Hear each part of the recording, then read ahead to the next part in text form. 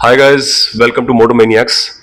I'm Akshay, and me myself personally, I've been really interested in storytelling, especially the stories from the past, the fascinating stories from the past. And you see these helmets in front of you. Don't see these helmets as just mere helmets. First of all, they are carrying amazing stories within them, and then they are, of course, they are beautiful pieces of art. What I'm talking about is the 120-year anniversary edition helmets that was made by Royal Enfield in 2021, and we believe they weren't given enough attention, they weren't given enough appreciation that they deserved. And the concept overall was to create 12 decades, the 12 glorious decades from 1901 to 2020. So they encompassed stories from every decade onto a single helmet that was hand painted. And today, I really just don't want to talk about the helmets or the features of the helmets or the artwork on the helmet. I really do want to talk about the stories behind the helmets, because I feel more than the helmets, it's the stories behind these helmets that really make them valuable. So, 12 decades, let's start from 1901. That was Genesis. That was the first motorcycle that was made by Royal Enfield. And very recently, if you have been following Mr. Gordon May online, he recreated the very first Royal Enfield that was made in 1901. And it's a beautiful thing that this 1901 was the start for the company. And the motorcycle that you see, it's almost, you cannot even recognize it's like a cycle. And but when you see it, it looks beautiful. It's a mechanical piece of art, and Gordon has just recreated that motorcycle amazingly well. We will put the link in the description. You can follow him. You can see how he's recreated that very first motorcycle that was made by Royal Enfield, and that was Genesis. And coming on to 1910, now this is where, the famous saying that the very first race happened once there was two motorcycles that were made. Two people got together and they had a race. So we are talking about the very, very early phase of motorcycle racing. The legendary Isle of Man TT happened in 1914. Eight Royal Enfields took place, and ironically, in 1914 at the Isle of Man, there was the very first time that all the riders that were participating in that race were wearing crash helmets. Can you imagine, in 1914? And in that very race, eight Royal Enfields took part, and seven of them finished. You cannot even imagine the sort of things that they were going through. A rider that was riding a Royal Enfield, he fell three times and got up on his bike and went on the race. I mean, these are times where there were not many safety gear. There was, the helmets were rudimentary, but these guys had the grit to keep going. And that, I'm sure you can see the pics in the video. We'll be putting the pictures of that very helmet. You can see the V twin racing helmet that was made by Royal Enfield, that encompasses that story, the 1914 Isle of Man TT, which is again a beautiful story, very early part of the racing history of Royal Enfield. And it's a beautiful render on the helmet of that race, and it looks really good. And you remember the times where there was not much in terms of safety and not much in terms of creature comfort, but these guys just went at it. It is something to be admired. Now, coming on to the 1920s. Now, that is something that we just don't have to show you the photo of. We have this helmet here. So this is the 1920s edition of the Royal Enfield anniversary helmets. So the overall theme of this helmet is based on a Swedish gentleman called Bertil Hult, and he had a really audacious plan of riding from Stockholm to Cape Town while crossing the Sahara Desert. He did it on a 1929 V-twin Royal Enfield that was 978 cc V-twin with a sidecar. He set off. He crossed whole of Europe. He stopped at Redditch at the time where Royal Enfield factory was. Got his bike serviced, and he had a crew of 3 people. He was carrying all his stuff with him, and on the way he had to go through a lot of hardships. All his crew just forfeited that it's too difficult, we cannot do it, but this guy didn't give up. He had to put motor oil on his face to get away from mosquitoes, and he had to drink fish oil because he didn't had any water. There was multiple punctures. He had to cross ice capped mountains. He had to cross, of course, the Sahara Desert, but that guy didn't stop. He will not be beaten. And he crossed the Sahara Desert by himself without his crew into Cape Town. And I mean, these are the stories, I mean, the greatest stories that were never told. I mean, this is such, can you imagine doing it in today's day and time where we have all the creature comforts? This used to be a very different time. These people were battled hardened, they were so gritty. I mean, these are the stories of grit that you see, that has been beautifully portrayed on the helmet. So you can see here, that's Bertil Hilt on his sidecar, and that's one of his crew. And so that is, you can. He has written a book on it as well. So he's not in the world anymore, but he has written a book on it. What a beautiful story! And coming on to the 1930s, so now that is a very exciting bit because, of course, this is going to be the birth of the Royal Enfield Bullet. 1932, the first bullet was shown into the London Motor Show, and I mean, you cannot emphasize the importance of that. At that time, it was called the first modern motorcycle. It had a lot of technological advancements, unlike today, where Royal Enfield, of course, is a vintage sort of a brand. But at that time, that motorcycle was modern. It came in 250, 350, and 500 cc, guys. And you will see the pics of the helmet that we'll be putting up in the video. It's a beautiful helmet, and of course, that you cannot emphasize it enough. That was the birth of the Bullet. Now, coming on to the 1940s, we have that helmet here. Of course, a very, very important helmet and a very important time. So, the times were of World War II, and Britain and Germany were, of course, rivals. And a lot of bikes which were called the Flying Flea, so these was very light and 125 cc motorcycles, were parachuted down behind enemy lines so that the soldiers could get on them and do their job.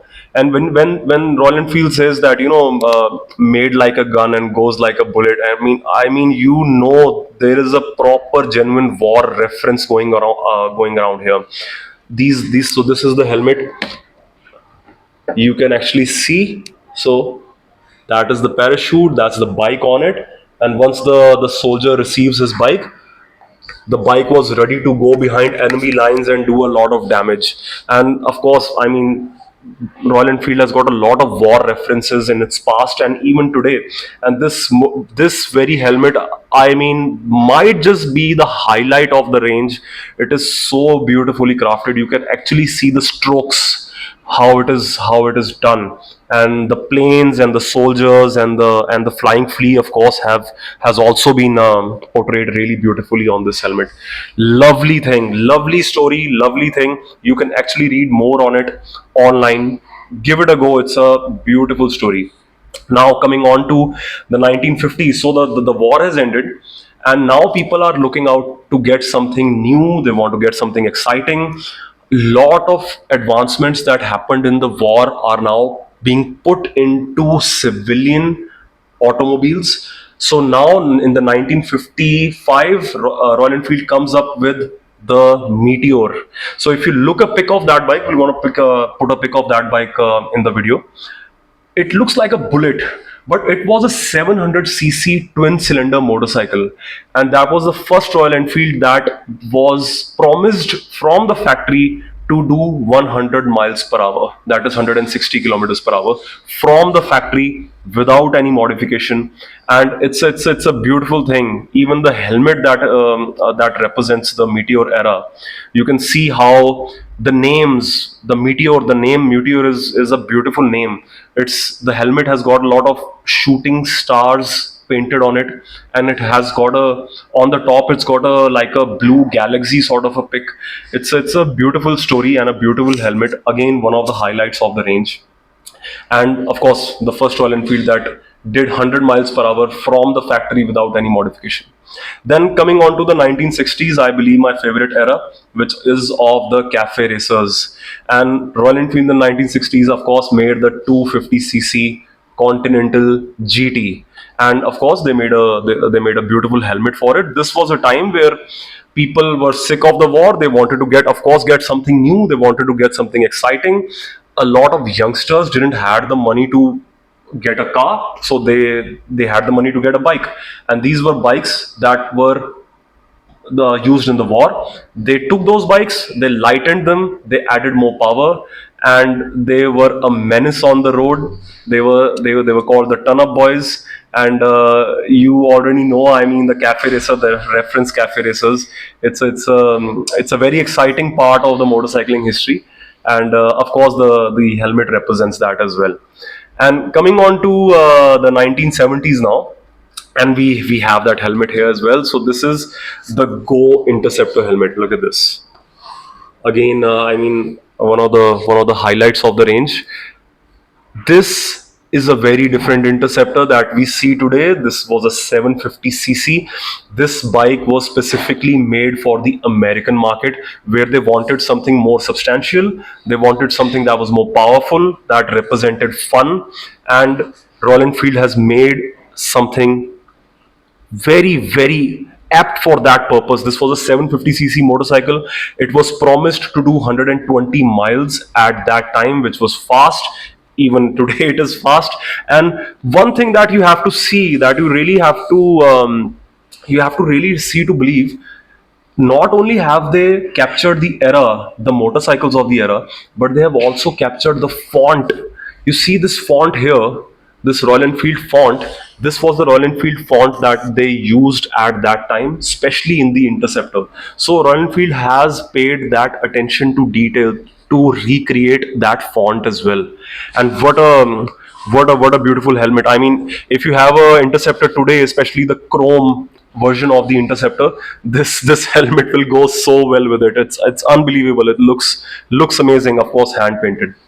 Now, the 1970s has ended, and Royal Enfield, as we know, in UK has ended as well. The company was closed. That was due to the influx of much superior Japanese motorcycles that like the CB750 and all. Now, the story of Enfield was carried on in India, and in the 1980s, they made, because the manufacturing was not done in UK, now the manufacturing is in India. They made the bike called the Bullet Superstar.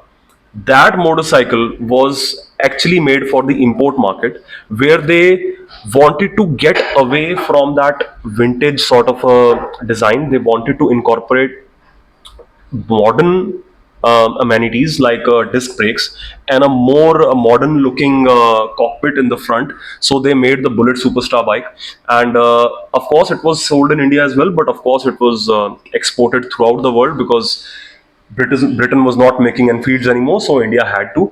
But at this time, you will also see that there was a identity crisis at Royal Enfield, because they didn't know what to do. The vintage past was dead. It was a new era, 1980s. There was modern motorcycles available, so they were trying to keep up with those things while just modifying their old motorcycle. Of course, the helmet, you can see, we'll put pics in the video. There's an amazing Enfield India badge on it that represents very well the time that was 1980s. And of course, a good story. But you can see how the transition happened from the UK to the India, now to the 1990s. And luckily we have that helmet here as well. You see this here. So this is for the very first time after 1950s. This was the Enfield Standard 500 that was introduced in India, of course for the export market, primarily for the export market, because they wanted something more substantial compared to the 350, and this was it. And you can see again, the font has been carried over. The font is very very authentic for what came in the 1990s, and the overall look is taken from the advertisements that was done for the Bullet 500 at that time.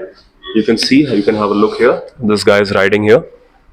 So this is taken from the advertisement, and the design is really really authentic for the Enfield 500. Again, a export market only model, because the Europeans and the Americans wanted something more substantial, but Royal Enfield was sticking on to its past. They just wanted to give something more.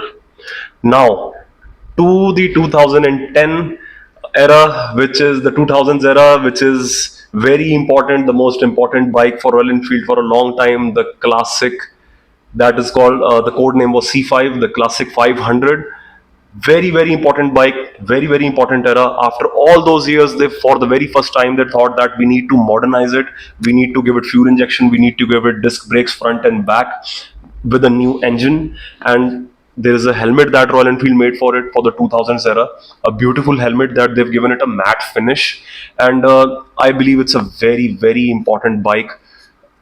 Royal Enfield that we see today is because of that bike, because that bike created so much interest not only in India but also in the overseas market.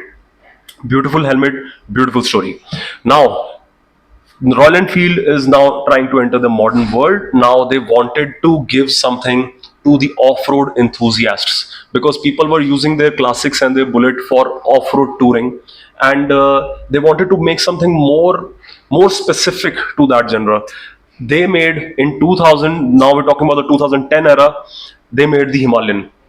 We all know it's been a staple of the adventure touring market, the Royal Enfield Himalayan 411. We are talking about the 411 here, and the helmet that you see here is a beautiful helmet. The inspiration for that helmet has been taken from the ride that they did it in, maybe in 17 or 2018. They went to the Everest base camp on Royal Enfield Himalayans. They were like 10 to 15 riders that did that ride. It was a very very difficult ride, but of course the Himalayan stood the test of time. And that pic that you see of the bike on that helmet, hand painted, is an inspiration from that ride. And what a beautiful rendition for Enfield to come up to age now, saying that not only are we going to be making vintage bikes, but vintage inspired bikes, that we can say, but also something that is more purpose built, that is more modern, and that fits the bill. That, and the thing is that people were demanding that sort of a motorcycles. So guys, we have covered all 12 decades, glorious decades. And guys, we really don't have much time to discuss all the stories in detail. You guys really need to go in and experience those stories. Go online, there's a lot of content on those stories, especially the vintage stories as well. And what a brilliant thing that has been done by Royal Enfield here. So that it's not just the helmets, it's the stories behind the helmets that matter the most, specifically to us, to be very honest. It's, they are glorious stories, and something to be relished for a lifetime. And thanks for watching, guys. And like, share and subscribe the video if you liked it. Thanks.